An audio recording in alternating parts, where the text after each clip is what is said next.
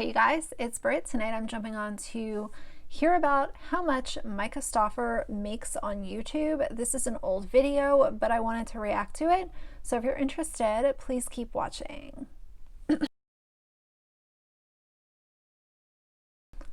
Alright you guys, so spoiler alert, I have already watched this video, but I wanted to watch it with you guys because this video to me is very, very telling on why sponsors are so important to family vlog channels and why, in my opinion, it reiterates why it's okay for people, the general public, to raise their concerns to these sponsors when you see these children being used to gain profit for the parents. The video is from 2016 and this was before they had H, and I think that it's very interesting the way that Myka started showing her pregnancy and saw this increase in views, and because of that, obviously, that was what her content was solely focused on, but this video to me is very telling, so let's watch it together.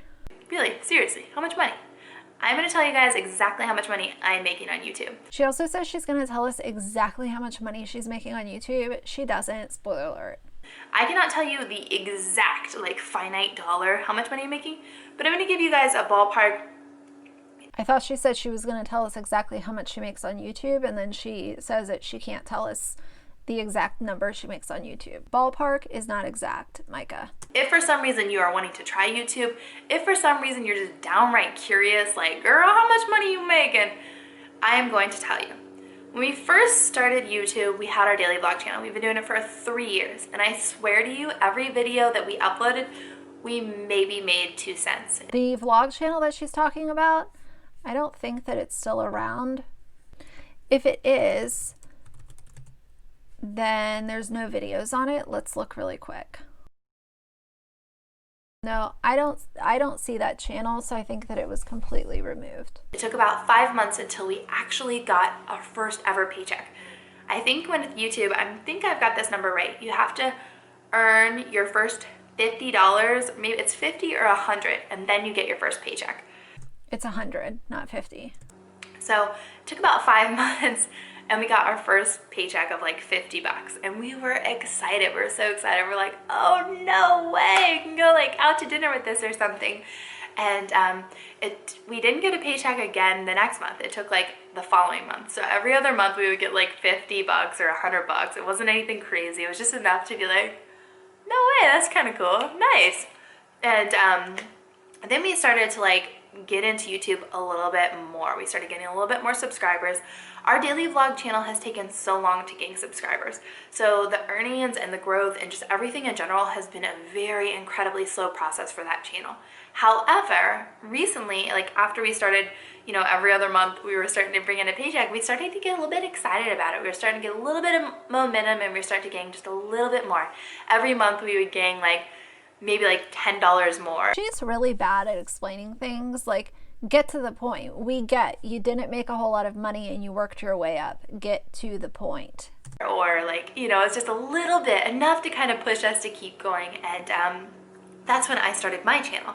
At first my channel got really low views, and it didn't have very many subscribers, and it took the longest time to actually bring in money to add on to the paycheck, because the paychecks kind of go together for all the channels you have. So my channel took a little while. I would bring in $50 extra, and then the 100, so it'd be 150 one month, and then it would just start to kind of snowball. Then I got pregnant and my subscribers grew substantially. So that's the moment that it clicked for her that babies make a ton of money for YouTubers. This has been echoed from many different people who discuss family vloggers. Having children is a business for these family vloggers. Every time one of them gets pregnant, there's a skyrocket in the views announcing the pregnancy. They gain subscribers that didn't know that they existed. Then the entire pregnancy is documented. Those videos get really good views. People, for some reason, are very interested in watching someone get pregnant and go through the pregnancy and then continue to watch their lives. Some people just enjoy that. I don't find that it's entertaining. I don't enjoy that content, but to each is their own. The problem is that when you're supporting someone like Myka or like Bits of Brie or Tiffany Beeston or any of these popular mommy vloggers, you're not necessarily supporting the kids. You're supporting the moms to be able to live these unattainable lifestyles and sit in their home and just make videos for YouTube all day. You're not, in my opinion, based on what I've seen, the majority of these family vloggers are not putting away the money for their kids. They are putting the money towards content, their homes, their cars, their hauls, their jewelry. The money that's being brought in is because of the kids, but the money is not going to the kids. And that's a big, big problem. After that, we started seeing like $500 paychecks, and we were like, dang, this is kind of nice. And then I got to the point where I was about 17,000 subscribers. And once I kind of hit that number, even at 9,000, I would get offers from companies like, hey, do you want to check out my new product? Do you want to have this product in your video? And they weren't willing to pay anything. They just wanted to kind of use me to. And I'll say, she really puts her nose in the air about getting free product to review for her channel. I have no problem with that. To say you have to pay me or don't send me the product, I don't really agree with that. If someone wanted to send me a product to try, please send it my way. The one thing that I do is before they send it, I let them know there's no expectation for a review. If I try it and I like it, I will mention it. And the few companies that I've worked with have all been completely fine with that way. They have never pushed back or anything like that. I don't think that there's anything wrong with it. You get a free product, you decide whether or not you like it. If you like it, you share it with your subscribers. If you don't like it, then it sits in your, kitchen or your bathroom or in your makeup vanity. Who cares? It's harmless in my eyes. I also want to interrupt myself there. Are we surprised that Myka wants money instead of a product? No. Then I hit about 17,000 subscribers and more companies were reaching out to me. Every Monday I could expect to at least see 5 companies reaching out to me. Hey, do you want to try this product? Hey, do you want free this? Hey, do you want free that? And that's good and all, but at the end of the day, that doesn't really add up. I mean, when you start YouTube, you get all this free stuff at first. I don't understand how it doesn't add up for her, because you're still receiving something that has a monetary value. If a makeup company wants to send me a new foundation to try, let's put a price tag of $25 on that foundation. It's still taking money from them and giving it to me. It's just not a check. So for me, I don't really have a problem with receiving PR or free products as long as it's communicated ahead of time that there's no expectation. If I like it, I'll share it, and if not. And most companies are completely okay with that. Oh, this is awesome. And then once you start doing YouTube for a while, you're just like, if I'm not going to benefit, it's really just extra stuff. You don't need that extra stuff. So if it's not a monetized amount, it's like, I'm not really interested. Thank you, but no thank you. But there is a monetized amount tied to it because they're sending you product that they paid to create. Then once I started hitting about 30,000 subscribers, I could honestly say that I was making over $500 a month on YouTube, which was amazing. I never even realized that I personally would ever be able to make that much money. I was like, holy moly, that's a good chunk of change. I mean, that's paying for utilities, that's paying for the phone bill, that's paying for whatever I want to turn it into, that's paying for all the groceries. I mean, that's a good chunk of change. And then once I had about 30,000 subscribers is once I personally noticed that my sponsor earnings started kicking in. And sponsors would range anywhere, when I was at 30,000 subscribers, anywhere from $200 to $2,500, depending upon the video or the product. So 30,000 subscribers, she was making up to $2,500 per sponsored video. You guys, for someone the size of her, once H was in the house, could you imagine how much money she was making off of her sponsors? This is why it's important to contact sponsors if you do not agree with what a YouTuber is doing.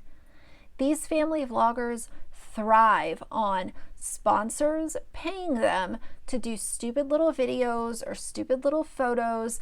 And in my opinion, I think that it pays more when their kids are in the photo, because companies realize when someone scrolling Instagram sees a picture with a cute little baby and a, Instagram mommy vlogger, they're more apt to click on that video or like that photo because there's a small child or a baby in the picture along with the mom. And they're also more likely to watch the video all the way through if the kids are in the video. Companies are not dumb when it comes to marketing. They know exactly what they're doing. And these mommy vloggers are taking full advantage of that by allowing themselves to collect a paycheck using their kids as props. And if you don't see a problem with that, I'm not sure what seat you're sitting in, but that's a big problem. When it comes to sponsors, I only sponsor products that I 110% would use, or I 110% have already used. Like maybe I reached out to that company and I said, I love this product. So I don't necessarily believe that this was a decision of, well, I'm only going to work with companies that I like. For her, I think that it all came down to how much is this company going to pay me? And is this something that I can sell to my audience? I know that my viewers are going to love this product too. Is there any way you would want to team up and sponsor with me? We could do X, Y, and Z. This is what I can provide you with. You provide me with this, or something like that. You kind of get out a plug and see what their thoughts are and if they even have a marketing budget. So once I realized, like, I hit 30,000 and I got my first big paid sponsor video that was more than $2,000 per sponsor, then I had a $2,000 sponsored video plus my $500 plus my YouTube, my Stauffer Life money. I mean, that was a good chunk of change for my channel. I was like blown away. I was like, I had no idea that YouTubers could make this much money. And for me, at that point in my channel, in my YouTube career, I felt like I was actually making progress. I was actually making it into a job, an income, and it was the coolest part. It's something that I absolutely love and I'm crazily passionate about. So it kind of worked out to my advantage. I'm super lucky. The cool thing is anybody can do this, and I bet there's so many people out there that would. But the thing clicked with her with the growth that she was experiencing because of her pregnancy. Once she saw that income that she could make off of being pregnant and having babies on YouTube, she never looked back. Be absolutely amazing at it. But then I started hitting 40,000 subscribers, and I noticed that my sponsors would get higher and higher. Remember I told you when I was at 30,000 subscribers that I would have sponsors anywhere from 100 to 2,500. Then I started noticing that sponsors wouldn't offer me anything less than 200. So they had already known that I was becoming more valuable for their product and for their name and things of that nature, which is kind of nice because YouTubers make a decent amount of money on YouTube depending upon your subscriber base and your view base and things of that nature. But YouTubers make their real hard money off of their sponsors. And that is how they kind of really turn this into an income. They turn this into a... So she said it right there. The views and the clicks do obviously generate AdSense revenue, but for YouTubers like Myka, their money matters based off of what are their sponsored deals for that month. I will say this again. I know that some people think that contacting sponsors is a no-go. It's territory that shouldn't be touched because it could fall down and hit all YouTubers. I don't see it that way. I fully support contacting sponsors and sharing what you're seeing and why you think that it's problematic. These companies do not have someone sitting at a desk just researching every YouTuber and every mommy vlogger that has ever been on YouTube.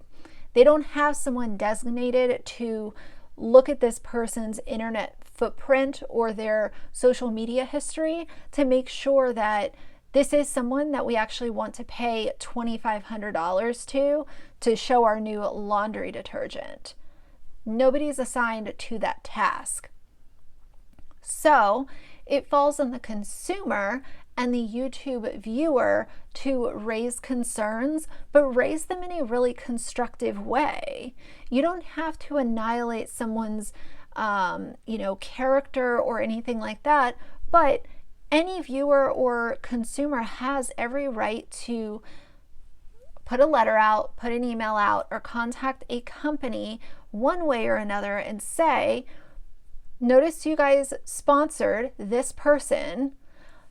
Here's a brief overview of why I don't agree with you working with them, and this is how I feel about it. If they get one letter from one person, that will end up multiplying. When it comes to YouTubers being problematic, making commentary videos or talking about them on Twitter or throwing shade on Instagram, that is not enough to actually grab someone's attention to say, this person is not doing it right. There is a lot more involved than just spilling some tea on the internet. If you genuinely have concerns and you don't believe that these people should be being paid $2,500, who knows what she was making once H was around? Probably 10, 15 grand, I could see. So if you disagree with that, allow your voice to be heard. Real full-blown job. But once I hit where I am right now, without the sponsors, even talking about the sponsors, right now I can honestly say that every month, on even our lowest month possible, this is like the lowest ball possible, at least bringing in 1,300 every month without fail.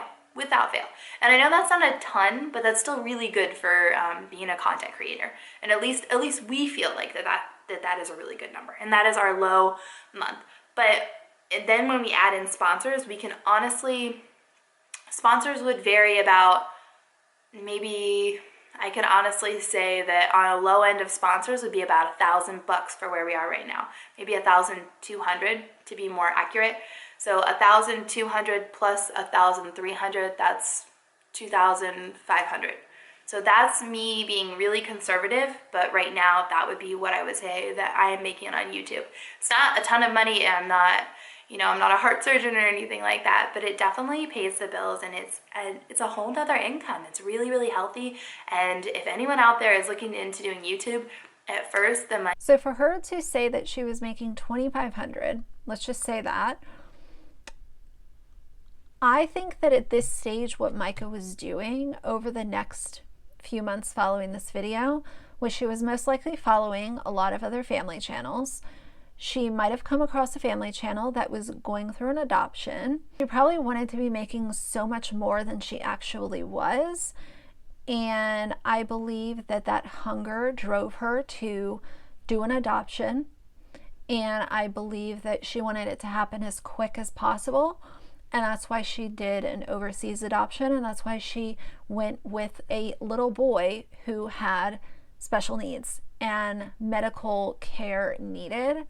I think that, overall, she probably saw that number and wanted it to double and triple so quickly, instead of just focusing on her content and continuing to go on the road that she was on. She wanted to fast track it and make more money as fast as possible, and that's where H came into the picture. Money is really, really slow.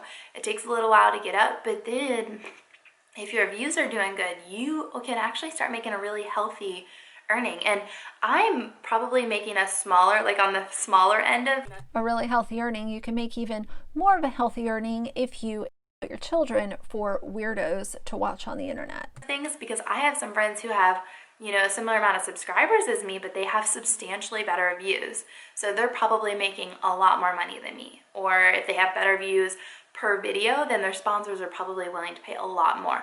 So there's a lot that goes into how the sponsors kind of calculate what they'll pay. And then how YouTube pays you out. But you also, one of the biggest things to do if you have a YouTube channel or you're in the YouTube space, just remember and be conscious that anytime a sponsor comes out and reaches out to you, most of the time they'll give you their low ball. They can usually go a lot higher than their low ball offer, and just be conscientious of that. As long as you're willing to provide good quality content, they'll usually pay you even better. So that is pretty much all that I make. I cannot believe I told you guys that, but I thought it'd be kind of cool for you guys to know. And by no way, shape, or form am I saying this to be braggy, because honestly, for as long as I've been working, that doesn't, for as hard as we've been doing this, that number is not that big, you know what I mean? But it is enough to turn it into a career or to be great. I mean, I'm obviously very grateful for what I do. This is a job that I absolutely love. I'm crazy passionate about. I get to make lots of really cool friends doing it. But can she not enunciate her words? Getta. That drives me nuts when she does that. The opportunity to know exactly what am I doing? Am I even making money on YouTube? Or if you wanted to start YouTube, it can be a healthy income, and it could be something that, could really help you get places. Or if you want to be a stay-at-home mom and you're like, I would love to make content, just remember at first it's really slow and it takes So all that she's doing is telling other moms that are at home to use their children in order to drive views and have more babies to gain more subscribers. a good while to get up there. But if you can get your subscribers and get your views up there in a quick amount of time, then you will start making money at a really healthy rate. Okay, you're out of here. So anyway, I didn't want to pick apart every single thing that she said in that video, but this drives the point home yet again on why sponsors mean so much to YouTubers.